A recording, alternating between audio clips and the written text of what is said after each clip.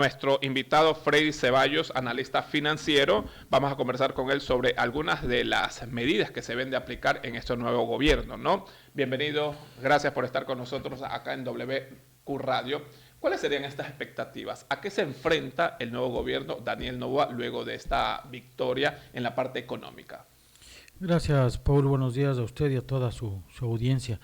Bueno, se enfrenta en realidad a un tiempo, y en buena hora, yo digo, ya le voy a comentar por qué, que se ratificó este mandatario, se enfrenta a un tiempo económico de altas y sonoras, yo diría, expectativas fiscales y expectativas presupuestarias. ¿Ya que me refiero con esto? Recordemos que si bien es cierto, él tomó un país con cerca de 8.000 millones de déficit y ahora lo ha bajado, lo que viene durante estos meses para terminar el año también es un tiempo luego ya de la parte de campaña y la parte política que debe tomar cierto tipo de decisiones y cierto tipo de ajustes. ¿Y cuáles son esos desafíos? Bueno, primero, el que yo creo que de alguna forma ya se trabajó en el solo hecho de que haya sido reelegido, es el mantener la dolarización. Y la dolarización, como no se mantiene sola, sino sobre la base del relacionamiento que tenemos desde fuera.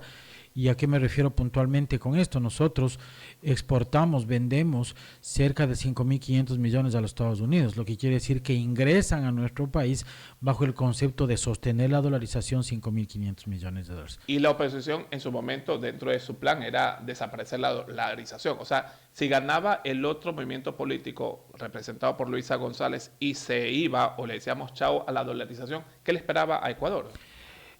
Paul, el tema ahí es un poco diferente porque yo creo que más allá de que hubiera tomado o no la otra tendencia, la decisión de salir de la dolarización, el relacionamiento con países de economías estables y fijas que nos pueden ayudar a sostener la dolarización se hubiera eliminado de inmediato. Por ejemplo, con los Estados Unidos, con nuestros vecinos, bueno, excepto Colombia, que ahora ni siquiera lo reconoce el presidente, con quien tenemos un comercio directo, hubieran venido a menos. ¿Y qué es lo que sucede cuando pasa esto? Queriendo o no salir de la dolarización nos hubiera expulsado. ¿Y un ecuadólar o moneda paralela, la economía de nuestro país se hubiese ido a pique o no?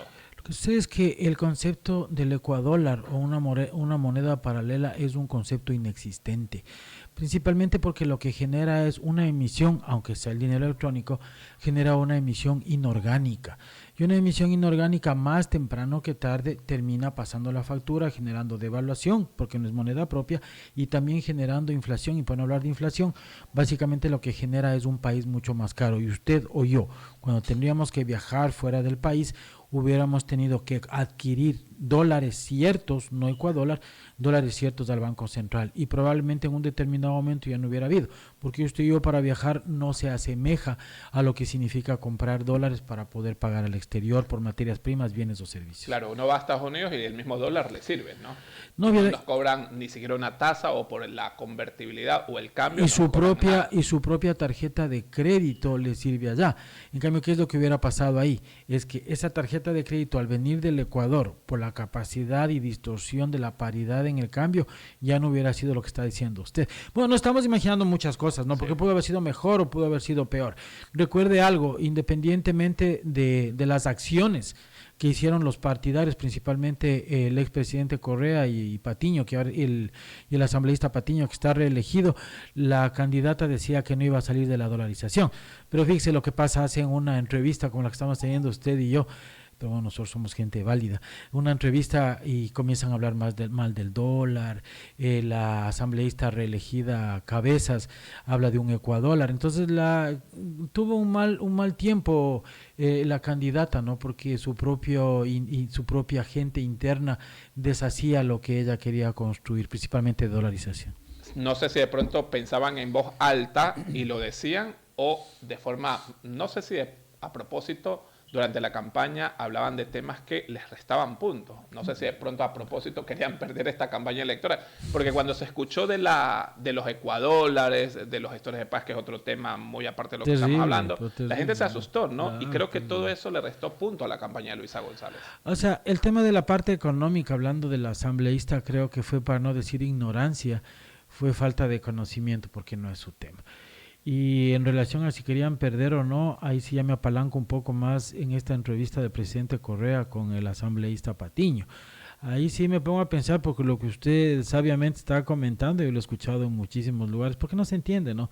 Su candidata a la que usted le está empujando está queriendo posicionar un concepto, quisieron llevar a la asamblea para poner escrito en piedra el tema del dólar, y el hombre que es el director de orquesta del partido se sienta en una entrevista con un concepto completamente diferente y comienza a desgastar el principal patrimonio que quería construir la candidata Luisa González. Entonces sí, yo hoy por hoy, viéndolo un poco más fríamente el asunto, vuelvo a recapacitar y creo que no está tan equivocada esa gente que dijo que este señor quería perder la elección. Porque no, sino otra cosa, no sé, tonto no es. Usted lo conoció igual claro que yo, fue mandatario de este país 10 años. Y el que diga que es tonto, el tonto es él, porque no puede decir que Rafael Correa sea tonto, que sea bueno, que sea malo. Bueno, eso ya es una catalogar cada uno independientemente. Pero tonto, falta inteligencia, falta de perspectiva política, por favor. El que piense que él tiene esa falta, el que esté equivocado es él. Correcto. Estamos conversando con el analista financiero Freddy Ceballos sobre obviamente el escenario al que se debe de enfrentar Daniel Noboa para este próximo periodo que empieza ya el 25 de mayo. Yo estaba leyendo un informe del Banco Central del Ecuador publicado a inicios o a mediados de enero de este año, en el que reveló que la economía decreció en los 3 primeros trimestres del 2024. La economía, según el informe del Banco Central, decreció durante los primeros 3 trimestres del 2024. Ahora, según ciertos analistas, no sé si usted concuerda, se espera que en este 2025 sea un buen año, pese a que decreció y pese a la crisis energética que hubo durante los 4 últimos meses del 2024, se espera que supuestamente la economía sea mejor en este 2025. ¿Por qué y en qué se basan? Bueno, en el año 2024, para sacar diferente información, Fondo Monetario, Banco Central, casi que nos mantuvimos en un 0% de crecimiento, es decir, que no crecimos nada o probablemente un 0.25. Hay diferentes formas de analizar si se creció o no. Pero mira, yo no quiero ser comparativo con lo peor ni decir me caí pero solo me rompí la pierna y no me partí la cabeza adicionalmente. El Ecuador, dentro de todo lo que vivió en este tiempo, que es un tiempo de inestabilidad política, es la falta de luz, la inseguridad, el incremento del IVA, o sea, el tema también de la eliminación de los subsidios, etcétera, etcétera, etcétera, etcétera.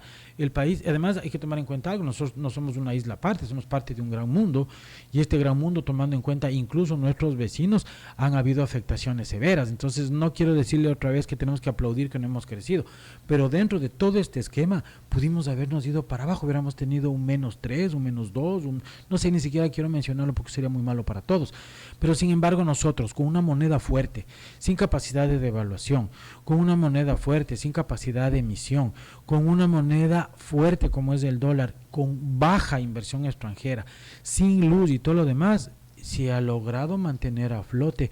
Probablemente uno de los protagonistas o que generó todo este balance al final de no haber disminuido tanto fue el ministro Vega, fue el ministro el ex ministro anterior, que no se lo vio mucho, pero balanceó el esquema, el incremento del impuesto al valor agregado del 12 al 15 desde abril hasta marzo de este año, que se medirá si se cumplió o no los 1.306 millones. La eliminación que va a generar una disminución de 600 millones en los combustibles, o sea, fueron medidas que en realidad, aunque ahora ya como que casi las hemos asumido como propias, fueron medidas que fueron tomadas incluso con un costo político que en buena hora en la elección no se lo vio porque le generó 11 puntos de diferencia y mencionándolo casi todos los días la oposición. Entonces no quiero ser nuevamente un optimista absurdo. Quiero ser un realista y se esperaría que bajo esos condicionamientos y ya con una estabilidad política de cuando menos 4 años, y también tomemos algo en cuenta, un tema adicional, el presidente Noboa cuando entró a administrar la cosa pública, el presupuesto ya fue hecho por el presidente Lasso, y en este año no sé cuánta capacidad de planificación haya tenido en el presupuesto. Entonces ya tiene nuevos argumentos que poder seguir sembrando, pero para no hablar del pasado, que bueno que nos fue más mal, pensemos en lo lo que va a pasar a futuro. Entonces sí dependerá mucho de esas ministros, de esos viceministros, de esos directores de rentas, de esos ministros de la producción, etcétera, etcétera, que no comience a manejar estos malos cambios. Acuérdense, el ministro de la producción cuando renunció, Carlos Zaldumbide, renunció creo que unos 2 días antes de las elecciones, si no estoy equivocado, y él era viceministro, y el ministro que ahora volvió, que no recuerdo el nombre, fue ministro de Finanzas, fue ministro de la Producción, luego lo mandó a Finanzas, ahora lo volvió a traer a la Producción y le puso a esta otra ministra de Finanzas. Entonces, esas son las cosas y esos son los mensajes que desde la gobernabilidad de un país deben ser bien enviados. Ahora, usted como analista financiero, a su criterio, ¿va a existir una buena economía para este año? Aunque recién se va a posesionar Daniel Noboa ya con su gobierno completo, que son los 4 años. ¿Cuál cree usted que va a ser ese panorama o ese escenario? Sin contar lo que se ha hecho durante 1 año, 6 meses que cumplió o trató de cumplir el gobierno de Guillermo Lasso en su nuevo periodo. Bueno, ya tiene conocimiento de ser presidente durante todo este tiempo, corto, ¿no? O sea, ¿sería un buen año 2025 en la parte económica? O sea, el presidente Noboa logró lo que aspiraba, era continuar. Y no, estoy casi convencido de eso, espero no estar equivocado por el bienestar del país, que ahora va a venir a hacer un análisis económico como que si después del 24 de mayo sería su primer día. Sería terrible, ¿no? Porque como usted bien dice, solo tuvo 1 año y medio, pero ahorita va a tener 5 años y medio. Claro. Y estoy convencido. Y probablemente se reelija si es que hace las cosas buenas. Como siempre se dice de todos los presidentes que hacen las cosas buenas, van a ser elegidos, pero hablando de los 4 y el año y medio, en teoría lo que está haciendo es continuando. Usted no me va a venir mañana a decir que se acaba de sentar ahí porque estuvo 1 año y medio y no tenía perspectiva de quedarse los 5 años y medio. Pero por favor, entonces el plan político, el plan económico debe continuar. Por un lado, pero ¿sabe qué más que este año 2025? Yo me pongo a pensar es en el año 2026, porque nosotros en el año 2026 tenemos que servir deuda cerca de 18 mil millones de dólares. Tenemos que servir tanto deuda al Fondo Monetario como a organismos internacionales en general y principalmente una cuota importante de deuda interna. Entonces, esos desembolsos y tomando en cuenta que la capacidad de poder seguir endeudándonos con organismos internacionales se disminuye porque hemos llegado prácticamente a su tope, lo que va o que podría probablemente requerir de la administración pública es sentarse a renegociar la deuda. Porque no hay caja. Y no es porque quiera, sino porque no hay caja. Claro, muchos dicen, pero ¿cómo si Correa obtuvo o hizo todo lo que se hizo, no? Hubo un tiempo de bonanza petrolera, partamos por ahí, pues no, y fueron 10 años, pues también. Y sabe que analicemos algo, ¿qué es el populismo? El populismo es ser popular. ¿Y usted cómo es popular? Cuando tiene plata. Usted tiene dinero para poder echar dinero por aquí, poner dinero por acá y poner dinero por acá, entonces usted sigue siendo popular. Entonces pensemos en un supuesto no consentido que en buena hora no pasó, que hubiera regresado a la Revolución Ciudadana. Ya no podía ser tan popular como fue antes porque no hay dinero, pues ahorita tiene que administrar la pobreza, administrar los pocos recursos que tenemos. Entonces la conceptualización del populismo, cuando usted no da bonos, no da carreteras con sobreprecios o no, todo el concepto viene a desdibujarse, ¿no? ¿Cómo crear nuevas oportunidades y empleo? Es lo que la gente quiere. Lo que el gobierno tiene que hacer es dar un primer paso de fe, de inversión interna en el Ecuador. ¿Para qué? Si agite la inversión interna que ya estamos en el país y venga la inversión del exterior al ver que hay un gobierno dando ese primer paso, sumado a la inversión interna, y hagan ¿qué? Infraestructura pública generalmente. Y para hacer un link ahí con lo que está pasando con Perú, Perú inauguró y ha tenido facetas, pero ya está prácticamente inaugurado el puerto de Chancay. ¿Y cuál es el refrán de ellos o el criterio? Es de Chancay a Shanghai. Uh-huh. Ellos ya lo hicieron. Ahorita nosotros queremos hacer Pozorge, no. O sea, ya por ahí está. La economía peruana va a ser 3,4, 3,5%, estoy seguro, con esta inversión que es de Hong Kong. ¿Qué es lo que tenemos que hacer? Y hablando de lo que estamos charlando ahora, deberíamos hacer accesos, deberíamos construir carreteras apropiadas y válidas, no voy a decir con la libertad del caso como las que tuvo la Revolución Ciudadana, pero a precio cierto, y poder llegar a conectarnos hasta Lima, hasta la frontera. ¿Eso qué va a hacer? El gobierno pone el primer pago, la inversión interna pone otro pago y la inversión externa se va a agitar para hacer. Pero nadie va a venir a apostar por usted si usted primeramente no da el paso original para que todo el mundo se junte a poder trabajar. En la primera vuelta electoral, la mayoría de los binomios, que eran 16, ofrecían o daban a conocer propuestas populistas, entre esas bajar el IVA del 15 al 12, al 10, hasta un candidato dijo 8%. Sí. Luisa González decía de 15 bajarlo al 12%. Estamos en un IVA del 15% y que supuestamente se espera recaudar más de 1.300 millones de dólares. Vamos a ver si se cumple, ¿no? Como analista económico, en la parte financiera y en la parte económica, ¿le viene bien al país bajar el IVA al 12% o mantenerse en el 15%? Si es que yo estuviera sentado en la cartera de finanzas, no se me ocurriría nunca disminuir nuevamente el IVA. Y el golpe ya estuvo dado. Los precios, como toda economía, o mejor dicho, el movimiento económico, como en toda economía, de inicio tienden a decaer. Pero ya hemos visto que después de 3 meses se igualó y ahora incluso hasta subió. Recordemos que el mes de enero y el mes de febrero, según datos propios del Servicio de Rentas en el tema de facturación, han sido los mejores meses de los últimos 10 años. Hemos crecido en cerca del 18 o el 16%, después sé que esté equivocado en ese dato. Pero son momentos económicos que se han crecido, pero el esquema no está en la venta. Lo que habría que analizar es dónde, porque ya decimos, se vendió más, pero ¿y cómo puede haberse vendido más si se incrementó el desempleo? O sea, que estamos viviendo en Suiza. No, lo que sucede es que debe haber una afectación importante en el tema de la cartera. Y cartera principalmente con tarjetas de crédito o en el nivel de cooperativas. Hay un deterioro de la cartera. Entonces la gente lo que está haciendo es comprando, sí, pero endeudándose. O sea, usted está en el panorama o concuerda con muchos analistas de que el IVA se debe mantener.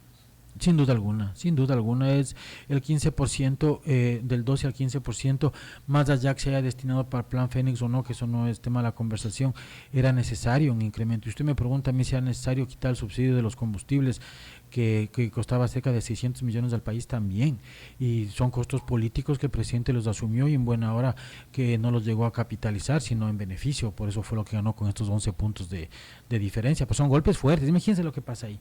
Usted vuelve nuevamente a un IVA del 12%, más temprano que tarde, considerando una fuente de financiamiento de cerca de 1.306 millones adicionales, volver nuevamente a impactar después de unos 6, 7 meses el incremento del IVA, sería absurdo, pues porque usted ya pagó ese costo político. Estamos conversando con Freddy Ceballos, analista financiero, sobre el panorama económico al que se debe enfrentar el presidente electo Daniel Noboa. En el tema de inversión extranjera, ¿cómo atraer esa inversión extranjera en un país que sin duda alguna hay tantos ejes que preocupan de pronto al inversionista, al empresario, el tema de seguridad o inseguridad? De alguna forma esto como que limita de pronto a ciertos empresarios a que inviertan en nuestro país. ¿Cómo atraer esa inversión extranjera a Ecuador? Lo que usted acaba de comentar es lo que nosotros antes no habíamos vivido, ¿no? Siempre hablábamos de que el Ecuador, la inseguridad jurídica y todo lo demás, pero fíjese que lo más fuerte de esto realmente ha sido el tema de seguridad. Sí. Claro, porque si usted viene de otro país, usted le hace, pensemos que es su capital o no, pensemos que es el suyo, o que usted viene como un CEO, como un gerente general de una inversión del exterior, usted lo va a pensar 2 veces, porque usted va a decir, o sea, voy a invertir y arriesgar mi capital en Latinoamérica, que todo el mundo sabe que no solo Ecuador, sino que es inestable, pero aparte de eso, usted va a venir físicamente a arriesgar su parte física, la de su familia, entonces ya lo va a pensar más. Entonces, ¿qué es lo que tiene que hacer el gobierno de forma inmediata, lo antes posible y demostrando realmente resultados? Tiene que mejorar o disminuir esa inseguridad física que existe. Porque ¿quién va a venir a invertir en un país en el cual los niveles de criminalidad, el secuestro, el asalto y todo esto está sucediendo con una frecuencia que para nosotros que vivimos aquí es casi normal? Pero si se quiere, por parte de los grandes empresarios, invertir en Ecuador, ¿cómo lo ven? Más allá de la inseguridad, ¿lo ven como un país que puede ser de alguna forma 100% con ganancias superiores a las de otros países? Por ejemplo, yo en Ecuador quiero invertir, pero no invierto porque no es un país que me genere ganancias, o yo no invierto por tal motivo. ¿La gente sí quiere invertir en Ecuador? Hagamos un análisis brevísimo que en su momento lo hice en un editorial en una revista económica. Si usted se para físicamente en un supuesto, en un mapa geopolítico, solamente viéndolos a los 2 vecinos, a Colombia y a Perú, usted quiere invertir $1 millón, supongamos que invierte el 1 de enero del año X y usted lo vuelve a sacar el 31 de diciembre de ese mismo año sin haber hecho nada, ¿verdad? ni siquiera es ponerlo a nada, sino que dice, no, le tuve $1.000.000 ahí, lo voy a sacar. En Ecuador, en su momento cuando hacía el análisis, le costaría el 3% de salida de divisas, ahora le costaría el 5%. Pero si usted lo pone en Colombia o le pone en Perú, solo por la devaluación de la moneda, que en un mal momento lastimosamente para Colombia llegó hasta 5.000 pesos por dólar, 4. Usted, a medida que solo lo tenga ahí, más allá que no tiene el 5% de salida de divisas, usted ya está desgastando ese $1.000.000. Entonces, es más rentable Ecuador. Entonces pensemos que Ecuador, a pesar de que tiene limitaciones desde el punto de vista de costos y etcétera, etcétera, es mucho más conveniente tener en dólar, poner en dólar y sacar en dólar mismo. Claro, a usted me va a decir, no es que el país es más caro. Claro que es más caro. Los Estados Unidos, con los aranceles que está incrementando, se va a convertir... ¿Quién paga el precio adicional del 10% de los camarones de Ecuador o del plátano? Lo paga usted, pues, porque usted va a estar sentado en un restaurante en los estados de Nueva York, en Miami, consumiendo. Entonces pagaba 100, ahora va a pagar 110, y si es que fuera directo, porque siempre por un concepto especulativo va a subir más. Y el tema de los aranceles que lo llega a tocar usted, no sé si de pronto lo hace más competitivo a ese exportador que envía camarones a Estados Unidos o le golpea al bolsillo de ese empresario. Un arancel es en forma directa un impuesto, y el impuesto a quién le afecta, al consumidor. Claro, la persona, no digo que no le va a afectar al bolsillo del exportador, del camarón, por ejemplo, que está diciendo usted, pero ¿sabe cómo le va a afectar más directamente? Es que usted, que vive en los Estados Unidos, va a tener un precio más alto de ese camarón, de ese banano, usted va a dejar de consumir. Pero se crea la competitividad, según los expertos, porque si el camarón que lo compraba en Estados Unidos a $10 la libra, ya lo estoy comprando a $12, porque obviamente Ecuador está pagando un arancel del 10%, ya de 10 pasó a $12 la libra, pero el camarón que viene de Colombia, me invento, que lo vende a $13, compro el de Ecuador, de pronto un poquito menos, que es mejor, y de alguna forma se crea la competitividad para enviar productos de buena calidad. Bueno, el ejemplo en el que usted pone, que obviamente es un supuesto, casi que no existiría, porque en el caso del camarón, y bueno, tenemos en cuenta algo, Colombia y Perú sí firmaron TLC, Sí. ya, pero no en camarón, o sea, no incluye esto porque además no son productores, pero suponiendo que vengan los dos venían al mismo precio, pues, entonces los dos tendríamos afectación. Otra vez, no es que no pasó nada, pero a los dos países nos subieron el 10% en el producto que usted acaba de mencionar, y los esquemas ahí no hay competitividad, ahí básicamente lo que hay es incremento de precio, y los dos países en ese producto, en el ejemplo que usted pone, los dos van a terminar vendiendo menos a los Estados Unidos porque el consumidor va a limitar su consumo, porque cuesta más. Y este arancel impuesto por Estados Unidos se da porque no hay unos acuerdos comerciales firmados, por ejemplo, con ciertos países, con Estados Unidos. ¿Se pueden firmar ciertos acuerdos? Verá lo que en el 8 de diciembre del año 2021 se firmó un TIC. El TIC es un pre-TLC, Ecuador habla, ¿no? Un pre-TLC con los Estados Unidos, que se basaba en 4 pilares, que no lo vamos a ver ahorita, pero con la idea de que el año 2022 se firme el TLC. No se firmó. Ya, entonces, Perú y Colombia, que sí lo firmaron, van a haber ciertos productos que Perú y Colombia tenga que exportar a los Estados Unidos y que también lo tenga Ecuador. Como los dos tienen TLC, esos van a entrar sin gravamen. Pero el de Ecuador sí va a entrar con un gravamen, y ya entraba antes de los aranceles, porque no tenemos acuerdo. Querer firmar un acuerdo ahorita va a ser imposible, obviamente, pero lo que estoy supremamente convencido que sí se puede hacer es que el presidente Trump votó el 10% para toda Latinoamérica.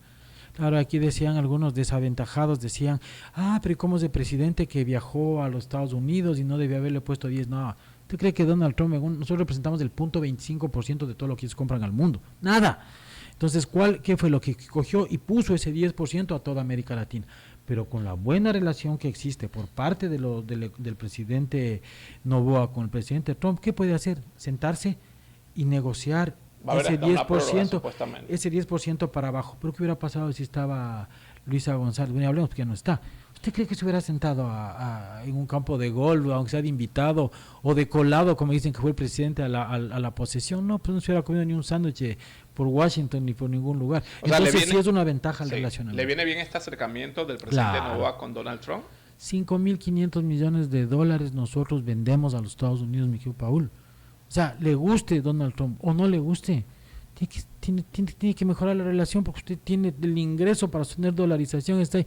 No vamos a decir ahora que se debería hacer en un mediano plazo, pero no en un inmediato, Usted mañana va a haber mercados paralelos para compensar los 5.500 millones. Eso es imposible. Va a comenzar a poner banano en donde camarón, en donde cacao.